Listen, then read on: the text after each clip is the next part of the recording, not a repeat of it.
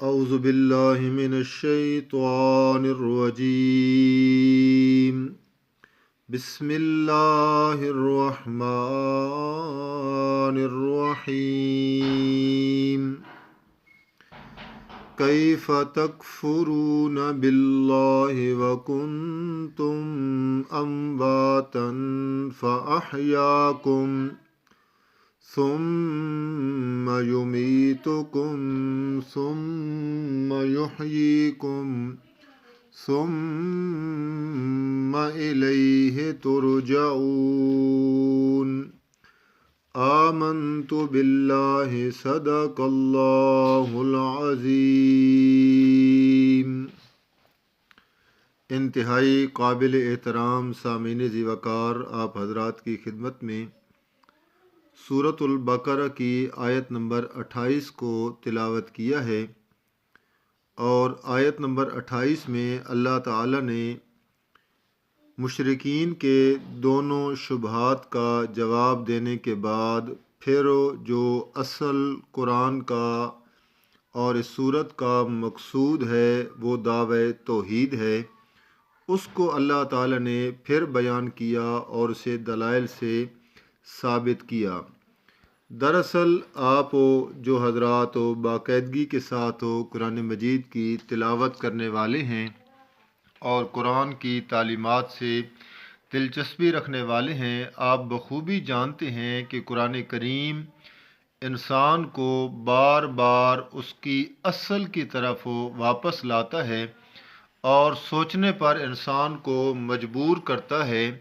کہ وہ اس بات پر ذرا غور کرے کہ وہ کہاں سے آیا ہے، اسے کس نے پیدا کیا ہے، اور پیدا کرنے کے بعد اسے کون ہے جو موت دے گا اور پھر دوبارہ زندہ کرے گا۔ ان مراحل میں اللہ تعالیٰ انسان کی سوچ لے جانا چاہتے ہیں تاکہ انسان نہ صرف اپنی اصل کو پہچان کر غرور تکبر سے نجات پائے، بلکہ ساتھ ساتھ وہ اپنے رب اور مالک کو بھی پہچان لے اور ہر قسم کے گندے عقیدے سے، لغویات سے وہ بچ جائے۔ اللہ تعالی نے سورۃ البقرہ کی آیت نمبر 28 میں بھی اسی طرح انسان کو اس کی حقیقت یاد دلائی ہے کہ تو اپنی زندگی کا وہ لمحہ یاد کرو، اس بات کو یاد کرو جو تو قابل ذکر بھی نہیں تھا، تو عدم میں تھا، تیرا وجود بھی نہیں تھا، اور پھر تجھے وجود بخشا، پھر تیری زندگی میں بہاریں آئیں، اتار چڑھاؤ آئے، اور پھر اس کے بعد تمہیں پھر مارا جائے گا، موت دی جائے گی، اور پھر اپنی قدرت سے اللہ تعالیٰ تجھے اٹھائے گا، زندہ کرے گا، اور میدان محشر میں تیری گزری ہوئی زندگی کے جو لمحات تھے، اوقات تھے، ان کے بارے میں تجھ سے پوچھ گچھ کی جائے گی، یعنی حساب کتاب لیا جائے گا۔ میدان محشر میں اللہ تعالیٰ نے اس بات کا اشارہ کیا کہ میدان محشر بھی آنا ہے، صرف دنیا کی رنگینی اور دنیا کی زندگی میں مصروف نہ ہو جانا، بلکہ جس طریقے سے تم پہلے دن سے کچھ نہیں تھے، یوں سمجھو کہ زندگی گزار رہے ہو، تم کچھ بھی نہیں ہو، سب کچھ ذات ہے تو اللہ تعالیٰ کی ہے، تم بے بس ہو، تمہارا کوئی اختیار نہیں ہے، تم کچھ بھی نہیں کر سکتے ہو، سب کچھ کرنے والا اللہ تعالیٰ ہے۔ اللہ تعالیٰ نے اس بات کو بیان کیا۔ سب سے پہلے آپ اس آیت کا ترجمہ سن لیں تاکہ آپ پر آیت سمجھنا مزید آسان ہو جائے۔ فرمایا کیف تکفرون باللہ، کس طرح تم کفر کرتے ہو ساتھ اللہ کے، وکنتم امواتا، اور تھے تم بے جان یعنی مردہ، ثم یمیتکم، پھر فاحیاکم، کنتم امواتا فاحیاکم، تم تھے بے جان پس تمہیں زندہ کیا، ثم یمیتکم، پھر وہ اللہ تمہیں مارے گا یعنی موت دے گا، ثم یحییکم، پھر وہ اللہ تمہیں زندہ کرے گا، ثم الیہ ترجعون، پھر تم اسی کی طرف لوٹائے جاؤ گے۔ تو یاد رکھیں، سامعین ذی وقار کہ یہ جو آیت ہے یہ اللہ تعالیٰ نے انسان کو اس کی اصل یاد دلائی ہے، اور یہ دعوی توحید پر اللہ تعالیٰ نے بطور دلیل کے پیش کیا ہے کہ تم کس طریقے سے اللہ تعالیٰ کے ساتھ شرک کر سکتے ہو، کس طرح تم اللہ تعالیٰ کے ساتھ کفر کر سکتے ہو۔ یعنی کہنا یہ چاہتا ہوں کہ یہ جو آپ دیکھ رہے ہیں تکفرون، یہ تکفرون دراصل تشرکون ہے، یعنی کس طرح تم کیف تشرکون باللہ، کس طرح تم اللہ تعالیٰ کے ساتھ شرک کرتے ہو، کس طرح اللہ تعالیٰ کے نائب بنا لیتے ہو۔ تمہارا وجود، تمہاری زندگی کی ہر سانس، فرمایا وہ تو میں دینے والا ہوں، میں عطا کرنے والا ہوں۔ تمہارا وجود بھی نہیں تھا، عدم میں تھے،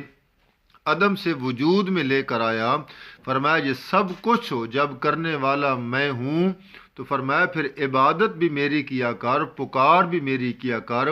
معبود بھی مجھے مانا کر، رب بھی مجھے مانا کر، مشکل کشا بھی مجھے مانا کر، حاجت روا اور نفع نقصان کا مالک بھی مجھے مانا کر، کیونکہ یہ تیرا وجود، تجھے میں بخشنے والا ہوں، میں دینے والا ہوں، میں عطا کرنے والا ہوں۔ فرمایا اس لیے کیف تکفرون باللہ، کیف تشرکون باللہ، تم کس طرح اللہ تعالیٰ کے ساتھ شریک بنا لیتے ہو۔ وکنتم امواتا، تم تو مردہ تھے، یعنی صرف روح موجود تھی، اور روح سے پہلے بھی کچھ بھی نہیں تھا، پھر روح عطا کی ہے، پھر روح کے ساتھ انسان کو جسم عطا کیا ہے ماں کے پیٹ میں۔ فرمایا فاحیاکم، پس تمہیں زندگی دی ہے، تمہیں زندگی عطا کی ہے، یعنی روح اور جسم کو جب جوڑا تو زندگی عطا کر دی۔ یعنی اللہ تعالیٰ نے اس بات کا ذکر کیا کہ تمہارا وجود بھی اس بات کا متقاضی ہے کہ میرے ساتھ کسی کو شریک نہ ٹھہرایا کرو، سب کچھ کرنے والا میں ہوں۔ اس کے بعد اللہ تعالیٰ نے فرمایا ثم یمیتکم، فرمایا پھر یہ زندگی نہیں ہے، اس بات کو بھی ذہن میں رکھو کہ پھر تمہیں موت آنی ہے۔ یہ دراصل اللہ تعالیٰ انسان کو تنبیہ کر رہے ہیں کہ کبھی غرور میں مت آنا، تکبر میں مت آنا، وڈائی میں مت آنا، اور اس طرح کے بلند و بالا دعوے نہ کرنا جن سے تیری خدائی ثابت ہوتی ہو۔ آنا ربکم الاعلی نہیں کہنا ہے، بلکہ کہنا ہے کہ میں تیرا عاجز بندہ ہوں، میں تیری بندگی کرنے والا ہوں، میرے سارے کام تیری مرضی کے بغیر نہیں چل سکتے ہیں، اور تیرے سارے کام مخلوق کی مرضی کے بغیر بھی چل سکتے ہیں۔ اپنی عاجزی کا اظہار کرتے رہنا، کیونکہ تیری زندگی اور تیری موت فرمایا وہ میرے قبضے میں ہے۔ ثم یمیتکم، پھر اللہ تعالیٰ تمہیں موت دے گا، مارے گا، جب اعلان ہوگا کل نفس ذائقۃ الموت، کل شیء ہالک الا الوجہ، ہر چیز نے ہلاک اور برباد ہونا ہے مگر اللہ کی ذات کی بقا ہے، باقی سب کچھ فنا ہے۔ پھر اللہ فرماتے ہیں یہ جانوروں اور ڈنگروں والی زندگی نہیں ہے کہ پیدا ہوئے، کھایا پیا اور مر گئے۔ فرمایا اس بات کو بھی یاد رکھنا ثم یحییکم، پھر اللہ تعالیٰ دوبارہ تمہیں زندہ کرے گا، یعنی پھر اللہ تعالیٰ تمہیں اٹھائے گا۔ جہاں جہاں انسان کے اعضاء ہوں گے، قبر ہوگی، یا جس کو قبر نصیب نہیں ہوئی، غرضے کہ جہاں جہاں انسان کے وجود اور وجود کے ذرات ہوں گے، اللہ تعالیٰ اپنے حکم سے، اپنے اذن سے، اپنی اجازت سے، قم باذن اللہ، اور جب سور پھونکا جائے گا، اسرافیل سور پھونکیں گے تو سارے جتنے انسان موجود ہیں یہ مر جائیں گے۔ قیامت جب آئے گی اور دوبارہ اللہ تعالیٰ کی منشا اور مرضی کے مطابق دوبارہ سور پھونکا جائے گا، تو جتنے بھی لوگ مر گئے تھے پہلے یا اسی وقت قیامت کے وقت، وہ سارے کے سارے دوبارہ زندہ ہو جائیں گے۔ اللہ فرماتے ہیں ثم الیہ ترجعون، پھر تم نے لوٹ کر اسی کی طرف جانا ہے۔ کہنا یہ چاہتا ہوں اور قرآن یہ سمجھانا چاہتا ہے کہ اللہ تعالیٰ نے یہ جو کائنات بنائی ہے یہ اللہ تعالیٰ کی توحید پر، وحدانیت پر بہت بڑی دلیل ہے، یعنی اللہ ہی معبود ہے، اللہ ہی مشکل کشا ہے، اللہ کے ساتھ نہ کوئی سانجھی ہے نہ کوئی شریک ہے، وہ سب کچھ کرنے والا اپنی صفات میں اور اپنی ذات میں یکتا ہے، اسی کا نام وحدہ لا شریک ہے۔ تو یہ آیت دراصل اللہ کی وحدانیت پر دلیل کے طور پر پیش کی گئی ہے کہ میں ہی کائنات کا معبود ہوں، میں ہی کائنات کا مشکل کشا اور حاجت روا ہوں، میں ہی نفع نقصان کا مالک ہوں، سارے اختیار اور ساری مرضیاں میری چلتی ہیں، میں جب چاہتا ہوں کسی کو مار دیتا ہوں، میں جب چاہتا ہوں کسی کو جوا دیتا ہوں، میں جب چاہتا ہوں کسی کو کہاں پہنچا دیتا ہوں، سارے اختیارات میرے قبضے قدرت میں ہیں، میری مرضی کے بغیر ایک پتا بھی نہیں پیدا ہو سکتا، جب پیدا ہو جائے میری مرضی کے بغیر وہ ہل بھی نہیں سکتا ہے، اور میری مرضی کے بغیر وہ درخت کی ٹہنی سے ٹوٹ بھی نہیں سکتا ہے، بلکہ اللہ فرماتے ہیں یہ سب کچھ میری اختیار میں بھی ہے اور میری معلومات میں بھی ہے۔ وَمَا تَسْقُطُ مِنْ وَرَقَةٍ إِلَّا يَعْلَمُهَا، کوئی پتا نہیں گرتا مگر میرا رب اس کو جانتا ہے، اتنا جانتا ہے، اتنا جانتا ہے کہ وہ جو جب درخت کی ٹہنی سے گرتا ہے، ٹوٹتا ہے، رستے میں آتے ہوئے اس نے کتنی کروٹیں بدلی ہیں، میرا رب اس کو بھی جانتا ہے، اور وہ اس کو بھی جانتا ہے جہاں وہ پہنچ گیا ہے، اس کے کتنے ٹکڑے ہوئے ہیں، یعنی ہر چیز کا علم میرے رب کے پاس ہے۔ جب رب کے پاس ہر چیز کا علم ہے تو انسان کے اعمال کا علم بھی میرے رب کے پاس ہے۔ جو اعمال کا علم رکھتا ہے، رکھنے کا مقصد کیا ہے کہ پھر انسان کو سزا